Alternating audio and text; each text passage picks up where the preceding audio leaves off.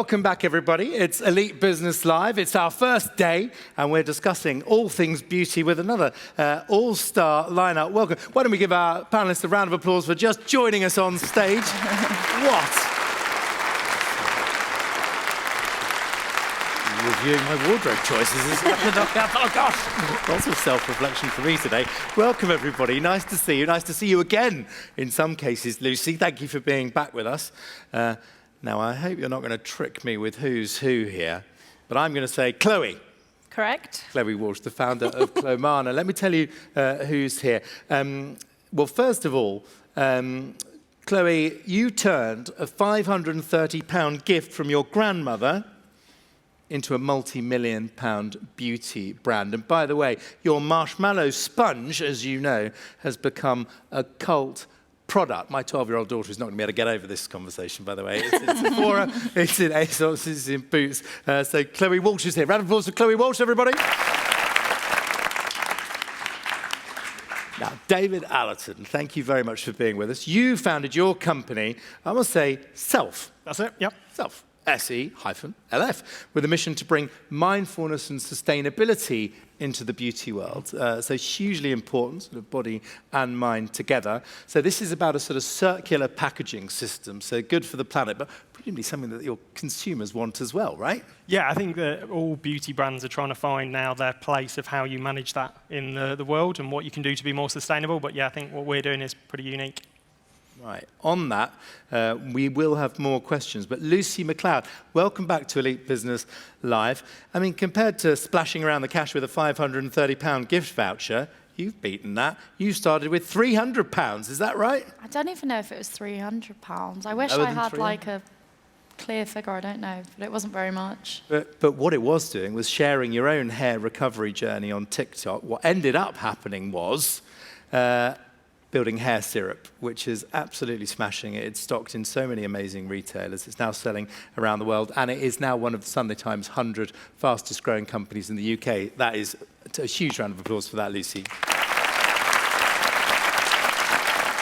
Ning is with us, Ning Cheah.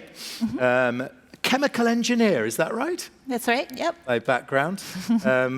In investment banking, so you've had a squiggly career as well, but another very fast-growing beauty brand, the Beauty Crop. So lots of playful creativity in there. Ning, we want to hear what you think makes great brands stand out as well. By no means least is the INKEY list. This is intriguing. Sarah Lee. The INKEY list. So this is now, it says, now leads discovery commerce across social platforms. So what's this about then? So from my side, so Sarah Lee, look after discovery commerce at the INKEY list. So we're more of a legacy brand, I'd say, than perhaps some of the peers here. And it's been an interesting journey pivoting into discovery commerce, and largely for us, well, that's what on TikTok Shop.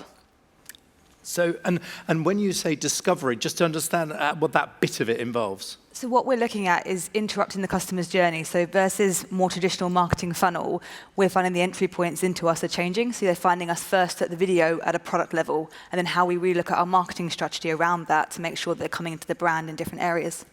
Right, so I suppose what we're going to thrive on here is any questions from you and our audience or tuning in. But if we see, you know, there are, thousands of brands, but I suppose I want your take, everyone, on what helps the best ones break through and cut through the noise. And this isn't bragging, it's just being blunt and helping us to navigate. But where should we start, Ning? I think for me, what cuts through is if you've got a point of view. So at the Beauty Crop, I started the brand. Actually, I pivoted from banking to starting a beauty brand. I don't know what I was doing, but with a point of view that I wanted to make better formulated mass beauty products, mass makeup products out there, which I thought that there was a white space for. So our brand ethos and our point of view is very strong and distinct. And I think in such a saturated beauty market these days, you do need to have a reason to live, right, a reason to exist. So point of view, not about expressing your opinion as much as being super clear on what you're not going to do and what you are going to do. Exactly. Really interesting. Okay. Sarah, where would you have started? I mean, you've seen lots of different brands, and you've seen what helps some edge ahead. I think from my side, it's paying really close attention to your customer. So I think it's really easy to get sort of sat in a room with your team and yourselves and forget there's a lot of learning you can do in the market. So for us, particularly working in like affiliate strategies at the minute, how you're taking the stories and narratives that those creators are running in their own content, that they're ideating themselves, that you may never have even considered, and pulling that up into your marketing channel. And then to Ning's point, trying to make sure that keeps consistent with your brand look and feel. So just making sure you're pulling through the right elements, but that also solidify your brand story so that you've got the longevity with the customer too. Right, so on that though, Lucie, lots of people could have said, look, hair is a very crowded market, right? So either what's helped you to cut through, or what have you noticed in others that you've thought that has inspired me? Other brands? I don't know, I think what I always find really inspiring about any brands, and particularly about when they focus into products, is I really like it when there's a focus on product functionality.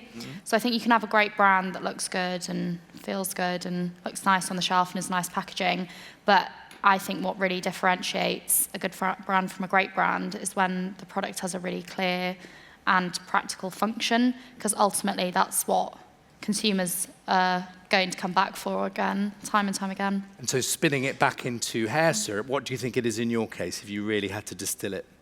The difference between hair syrup and other brands?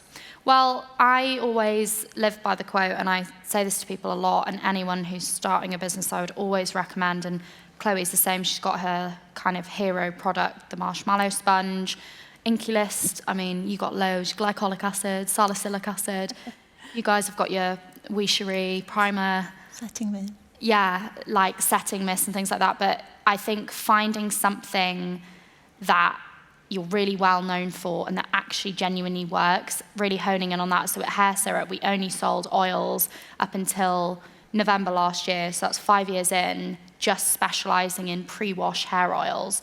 So we really wanted to do one thing well, have a niche, and then once we'd solidified ourselves as a market leader in that really specific area of hair care, then we were able to say, okay, now we've got that consumer trust, now we can do shampoos, conditioners, sprays. Love that. Love that. I can't help but feel I've met you all a bit too late, actually, but never mind, I can't have it again. David, what helps everyone cut through then? I mean, there's a lot of sort of pearls of wisdom here, but what are we missing? What does it really boil down to? I think, though, you need to find your thing. I think part of what we do, I approached it a little bit differently. I think Rory Sutherland's been quite famous at the moment for saying about find what your competitors do badly and do that really well. And for me, it was the beauty's addiction to plastic. And there's reasons for that. The cost side of it, trying to get consumers to change behaviour. But because we're a B2B business, actually, I've been able to effectively bring what beer barrels do for the pub industry, but to beauty. So we deliver it in metal barrels, we collect them, and we track that to show each site how much plastic they've saved. And that's got through. But on the B2B, David, to what extent is it a real sales job in terms of having to persuade and enlighten and educate? Or do you say, look, you don't get it, I'm moving on, I'll find someone who gets it? Yeah, there's a limited market. You know, we have really 500 spas in the UK, so we don't have a mass to go at. We have to make kind of friends and influence people, build them along the way. But then once we win them and they buy into what we do, we've got a cash flow flywheel that they keep buying, they keep spending. And what we're finding is they're expanding what they want to do with us and pushing us more and more to release more products. And they're driving our NPD really at the moment. Right, and then say NPD? New product development. New product development. Got it, of course. I want to know what comes after marshmallows. That's what we want to know. I mean, what has helped you cut through? Because I mean, people have been making, stunning products for, hundreds of years. How have you edged ahead? I honestly think it's a mixture of storytelling and community. So community now, I feel like brands are really seeing the importance of building a strong community to drive the product for you. And with obviously the marshmallow sponge, there's a lot of makeup sponges on the market. I would say there's maybe only arguably 2 brands that are kind of really popular in the makeup sponge industry. It's not too much competition. But they focused on more open pore sponges, mimicking more like the natural skin texture. Whereas me growing up with eczema, when that's how I learned how to do makeup, I used to cover it and do everything I could. Vichy Dermablend was my best friend, if anyone ever remembers that. And And I wanted it more airbrushed. So I was bringing something into the industry that had a unique selling point. And you've got to make sure a unique selling point, community that are going to back you because you've got that story, and they're going to drive that forward. Have you ever had, though, one of those really sort of almost like negative friends who, in the coffee shop or the pub, they love you as a friend, but they're like, oh, well, look, that don't bother. That's not going to work. Because the thing is, Chloe, you've got these billion-dollar companies that you're going up against. I'm trying to get a sense, and other founders will relate to this. What gave you a sense, I get that, but we can do it? And what helped you edge ahead, even in the face of some massive competition? I mean, as a business owner, I think the best trait you can have is being delusional. So I think you've really got to just practice delusion and push yourself, and just believe you can do anything. You can be an astronaut if you want to be one. Yeah, I like Go it. for it. To infinity, and practice being delusional. We asked that question about influencers. I don't know if anyone's got a strong view on that. Have you ever bought a beauty product because of an influencer? Yes, no. I wonder what our Elite Business Live audience said. Let's have a look at the results of that. I'm looking for a good and a bad story about working with influencers, by the way. No, 70%, no. There you go. That's pretty, well, I'm quite interested in that. So only a third have. The best and worst story you've got about working with influencers. We'll do a quick fire round. Where does it work? Where has it failed? Confession time. Anyone want to come in on this? We work a lot with influencers. We actually do a couple of collabs a year, product collabs, and my experience has been really good. But that also means we only choose to work with affiliates or influencers who genuinely love our product or have been using our products, and therefore we develop relationships. So it can't be someone you pluck out from thin air because they have really great following. There needs to be a genuine connection. Love that. So you're starting with the genuine enthusiasm for the product and harnessing that in a way, not talking them into it in that sense. Exactly. Any watch outs, anything's learned the hard way? Lucie, have you been on this journey? Yeah, we don't really do much influencer marketing. So a lot of brands on TikTok, they'll do something, sort of 80 to 90% of their revenue on TikTok Shop will come from affiliates, but we focus more. It's changing now this year, but last year we were around the 10% mark came from affiliates, and the rest just came from our shop tab videos. But so we don't do too much with it. We've bought. We actually do the opposite. If anything, we've bought what are they called? Lucie music boxes, music concert, you buy those boxes, VIP boxes. Oh, yeah. Like a VIP box at an Ariana Grande concert. And we've just we put a bit of a open competition out on TikTok, and normal people, consumers, customers, fans who missed out on the tickets got the opportunity to come. So we don't do too much with it because our products are much more about we're solving a problem with the hair syrup products, so it's not something that people can they won't buy if an influencer says, I've got amazing, great hair just because of hair syrup. They just won't believe that. But also interesting, because although the beneficiary is a small number of people, you've gone out to a very large number to capture their imagination on that. So, David, listening to your story, though, your approach has been a bit different. So you've gone sort of B2B rather, because you could have gone, I think I'm right in saying you could have gone direct to consumer. Yes. I'm just trying to understand that choice, because it's a fork in the road for a lot of us here. Yeah, so I'd worked in the spa industry previously, and I think if you're going to start a business, it helps if you know what you're kind of working with to a degree. But what I found is that the B2B side, like I said, gave me that cash flow, gave me that piece, but also we work with the very high end of the spa industry in the UK, so the likes of the Newton Somerset, the Lanesborough, Seckford Hall, Pennyhill Park. Our brand equity rises through their trust in our products and their partnerships. So as we build our consumer piece out, which we're doing through the discovery of guests who go to spas, find our products, fall in love with them, they know that it's trusted by somebody of that caliber, and it can pull through. So we have a direct consumer kind of model, but it's not a kind of mass market. It's we pick up as we go through the influence, in a way, of our B2B market. Yeah, got it. Okay, so but let's just say we want to take your questions very shortly, but I do want to go back onto this sort of social media thread here, because I get this really strong sense that, whether or not we're working with influencers, there's something here about creators, content, commerce? Because in a way, Sarah, I suspect that the beauty industry could inspire other industries if people just thought about what's possible. So I'm almost encouraging you to sort of paint us a picture of what can be done and how it works. I think influencer definitely in my mind still has a role, but the scale of content you can drive at the minute through channels like TikTok Shop and Affiliate and Discovery, with all those creators going after your products, and you may give them guidance on the lines and messaging, but developing their own, and then pulling that back into your marketing ecosystem. So taking that affiliate content that you can see is scaled, you can see is selling product, and then using that to inform your meta messaging and your Facebook ads, using that to inform your influencer brief. So if you are going to deploy spend on an influencer, and let's say it could be a significant investment for your business at upwards of £30,000, you know that the brief that you're giving to that influencer is validated, tested, and proven. So I think the way the creator community is changing in beauty can really help shape the rest of your marketing channels by taking the learnings into there. So I think that's probably what excites me most about this change. All right, Sarah, but sorry, forgive the stupid question. Are we using that word creator and influencer interchangeably here? Just help us understand. I think the market is shifting. So in my mind, if you look at the way TikTok is going, you will see more of your traditional influencers moving forward into these more affiliate commission-based programs. So there is a distinction at the minute. There are affiliate creators who are commission-based and influencers who might be more traditional flat fee, but the worlds are merging. And I think there will be more of an intersection between social content and commerce. And I think as someone with a background in social media, there is nothing more exciting to me, because you used to post and you never knew quite what it had done, and if you'd hoped it done this, that, and the other. Whereas now you can really start to see what's working and how, and take those learnings to drive your other areas. So it's the most exciting time.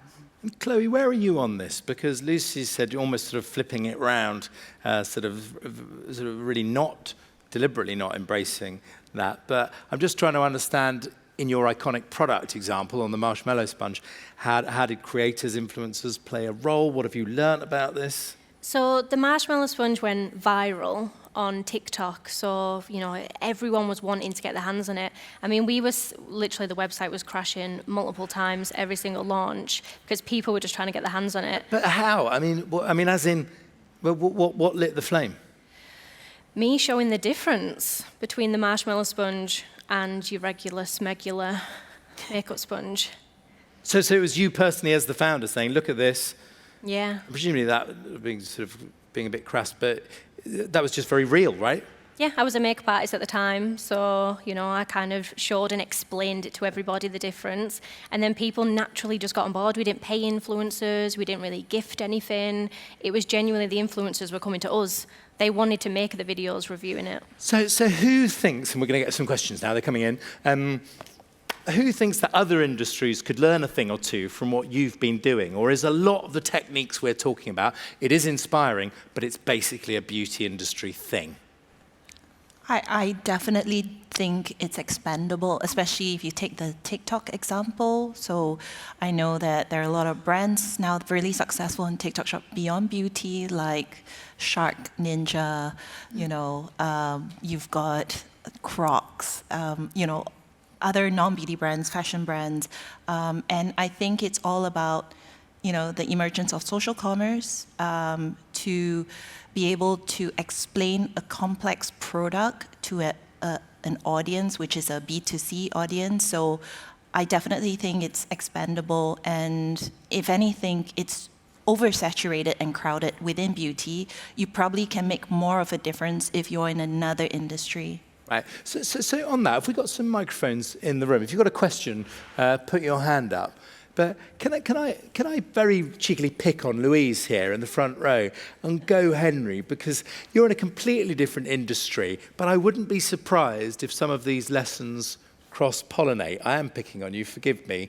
Are you using some of these techniques? Because ultimately you have got an audience of parents and young people. We have, and actually we talk about three audiences: the kids, teenagers, and the parents, and we have to talk to them differently, each of those groups. Yeah, I mean, we work with affiliate organisations, we work with influencers. I was interested in some of the points that Sarah was making, in choosing influencers that we work with, because it's kids and money.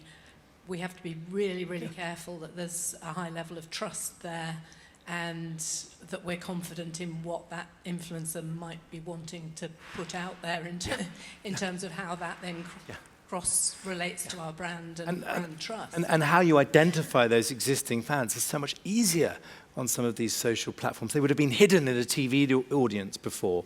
Here's a question. Do you, panel, feel that people are inclined to buy new skincare and beauty brands, or is it old and gold? Do you think people of different ages have different preferences? I mean, it seems like it's an elephant trap question to me, but who will wade into it? Can I wade in just as a slightly older brand than some of you guys to say that what you guys are doing is so inspiring to us. So, I mean, we're not that old, but you guys are, I think, relatively newer, and what you've done on the platform is why we're here and activating on it today. So I think this is the best time for newness because the discovery channels have changed, and you can enter at a product level through a video, and then they'll come into your brand, and it gives all these amazing content creators and products the space and time to shine as they absolutely should. So I think it's absolutely time for new. Love that. David, you want to come in on this? Yeah, I think for other businesses out in other industries, I would really keep an eye on the beauty industry because it is so densely populated with indie brands, and consumers are always open to trying newness. They'll have their hero products that they'll stay safe with, but they will be open to trying bits. So if you're watching a market that is fighting that desperately against each other, you're going to see the latest things that are happening on that. So regardless of what the industry is, keep an eye on the beauty one. Yeah, love that. I totally agree, and hopefully partly why we've chosen this to focus on today. Questions in the studio, looking out, something that you want to... Yes, let's go to you there, sir. Thank you.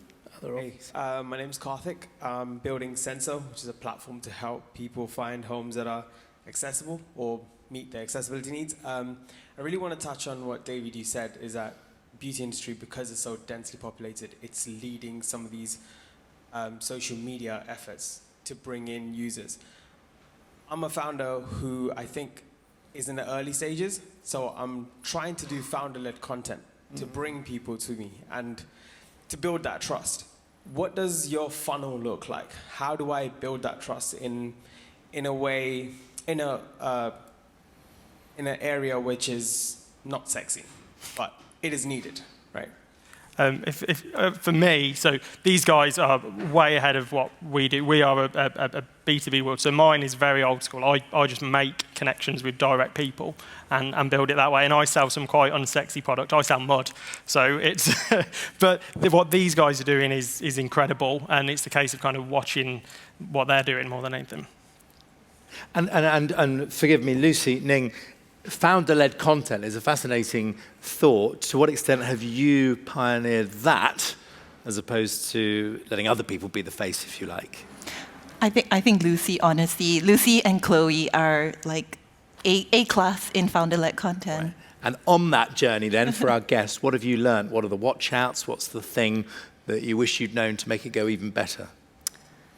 For me, to be honest, I didn't do it intentionally, and I think it was like that. And it's interesting what you say, that a lot of the legacy brands are taking inspiration from what we've done, and we see that.